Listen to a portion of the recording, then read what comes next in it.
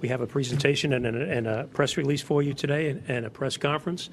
And this is in dealing with alien smuggling and human trafficking, something that are priorities for the Department of Justice and for the Attorney General, Pam Bondi. We have an array of U.S. attorneys here that are going to give you an idea of the cases that are before us. And just briefly, before I bring the Attorney General up, to my far left is Justin Simmons, U.S. Attorney for the Western District of Texas.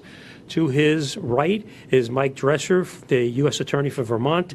And to his right is Nick Ganji for the Southern District of Texas. On my far right is Matt Galliotti, the Assistant Attorney General in charge of the Criminal Division.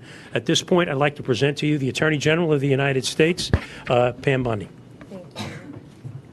Thank you, U.S. Attorney Kehoe. Thanks for everything that you're doing, and to all our incredible U.S. attorneys around the country.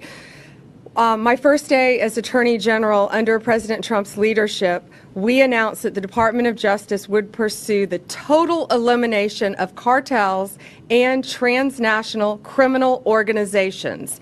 Thanks to President Trump, many of these groups, many of these gangs are now classified as foreign terrorist organizations because they pose an extreme threat to not only our country, but to our world. They traffic drugs, weapons, and people. Every American community destroyed drives up their profit margins. No longer. We are investigating and prosecuting their crimes more aggressively than ever, and Joint Task Force Alpha is the tip of the spear. We have been working on that with Secretary Kristi Noem, Homeland Security, and I cannot say enough good things about Secretary Noem. I was with her in Louisiana yesterday, and she is fighting to keep our country safe every single day. Just this week, Joint Task Force Alpha took 4 major enforcement actions. Right here in Tampa, we unsealed the indictment charging 12 defendants operating a massive, right here in Tampa, a massive illegal smuggling ring. The defendants engaged in a conspiracy to bring illegal aliens from Cuba to the U.S. for profit. They coached their clients, including children, who came to airports alone, came to our country alone, were put on planes for connecting flights, lied to Border Patrol agents due to coaching, and law enforcement. They charged up to $40,000 per victim. They used Zelle to transfer over $7 million over the course of this scheme, and I believe had profits, cash, of over $18 million. And it's just not the southern border.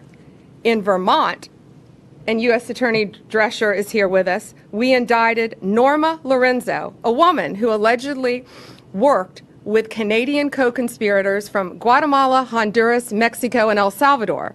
Children were transferred to private residences, other airports, and in 2023, according to CBP, parts of Vermont and New York started seeing unprecedented traffic from illegal aliens. Law enforcement officers operating in these areas encountered aliens from 97 different countries, including China, Pakistan, Iraq, Iran, Afghanistan, North Korea, and Yemen.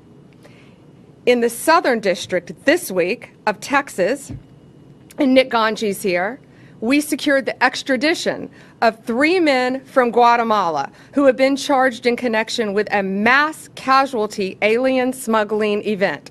This tragic event occurred in 2021 in Chiapas, Mexico. A semi-truck containing at least 160 illegal aliens crashed, resulting in the deaths of more than 50 people. The cost of human smuggling is huge. So many families are dying, so many people are dying. These smugglers used a variety of vehicles, including microbuses, tractor trailers, and cattle trucks to smuggle multiple Guatemalan aliens including many unaccompanied minors, into this country.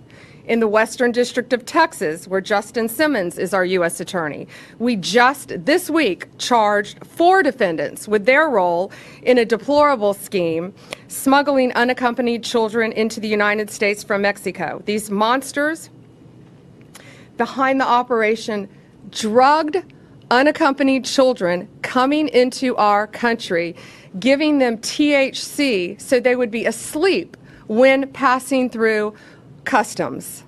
One of the children was overdosed so badly that the child had to go to the hospital. Since President Trump took office, Joint Task Force Alpha has charged 56 defendants, including convicting a monster who attempted to bring in Indian